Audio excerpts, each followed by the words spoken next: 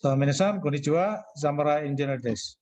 This video would be the last segment of our first meeting.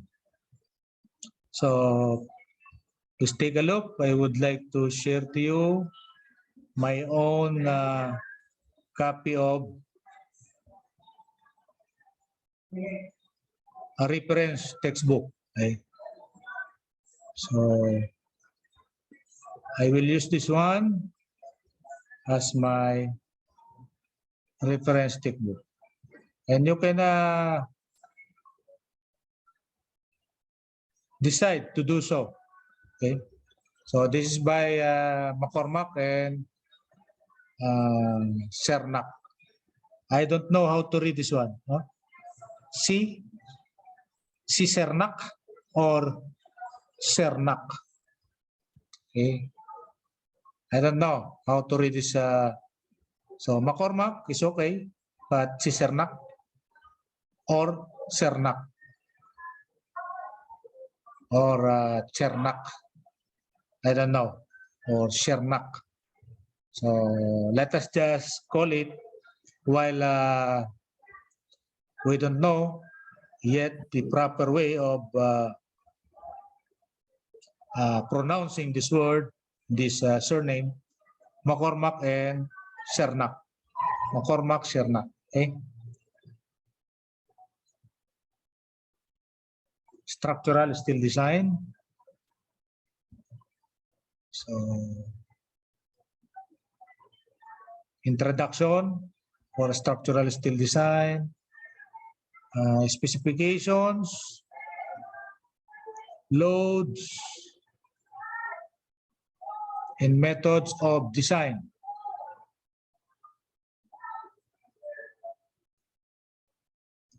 That is chapter 2.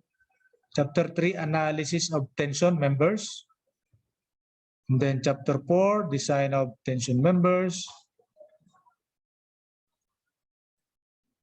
And then number 5, introduction to axially loaded compression members.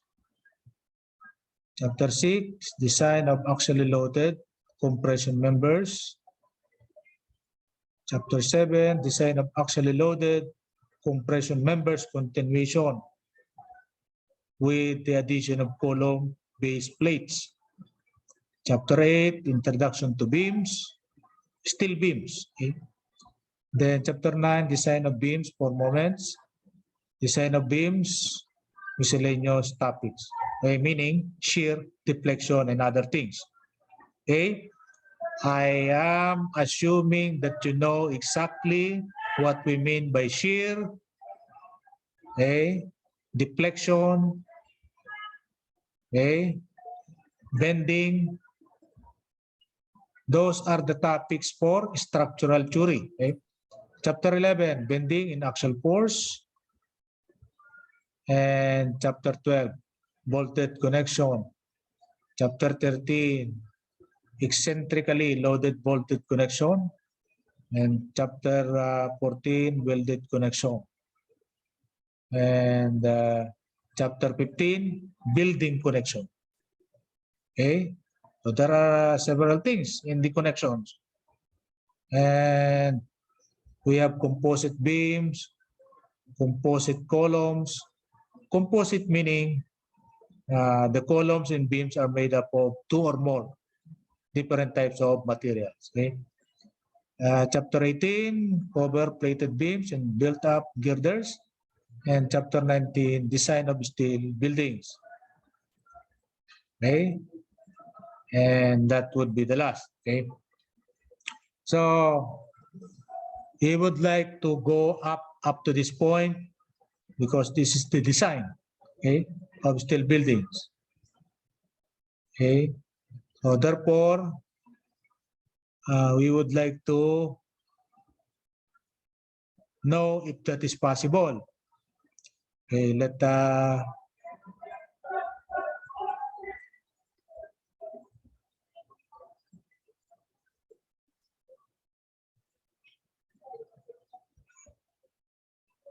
we take a look. We take a look.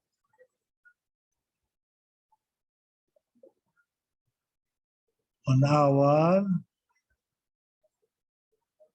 where is the civil engineering?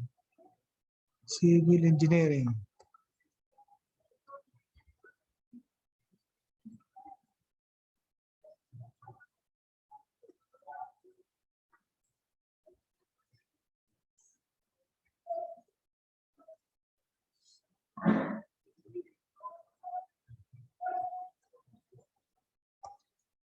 Okay, let us take a look here.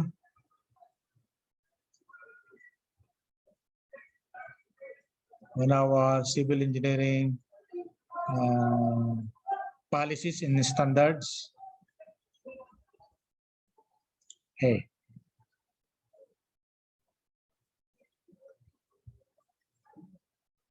So, computation. Okay. Computation, what do you mean by this? This is the laboratory portion.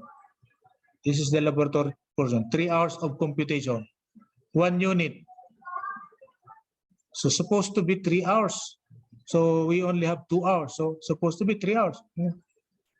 I don't know why. I don't know why we have an error, no, in our school's curriculum. So 3 hours. Aha. So it is the reverse, no? The correct way is 2 hours lecture and 3 hours lab. So that is the, okay, here, lecture is 2 hours, okay, as you can see here. So, and lab is 3 hours, okay. So that means 5 hours, okay. So this is our what? Principle of steel design lecture, that is co-requisite, meaning you have to take this at the same time. Okay, you have to take this at the same time. So you are actually enrolling and taking this at the same time, lecture and lab. Okay. So the same. Okay, the same with the lecture. Okay, only that the objective is different. The objective is what? Here. At the end of the course, the student must be able to demonstrate. Okay, you should be able to demonstrate. Okay, so in the lecture side, you should be able to understand or learn or the knowledge. Okay, you gain the knowledge. That is the lecture. But now, laboratory, you should be able to demonstrate by numerical calculation and other methods the concepts, principle, and theories obtained from the lecture portion of the course. Okay? Numerical calculation. What do you mean by numerical calculation? It involves the mathematical and analytical analysis, including your numerical methods. Okay? Okay? So you should be able to demonstrate, meaning you can show it to us. Okay? Okay? So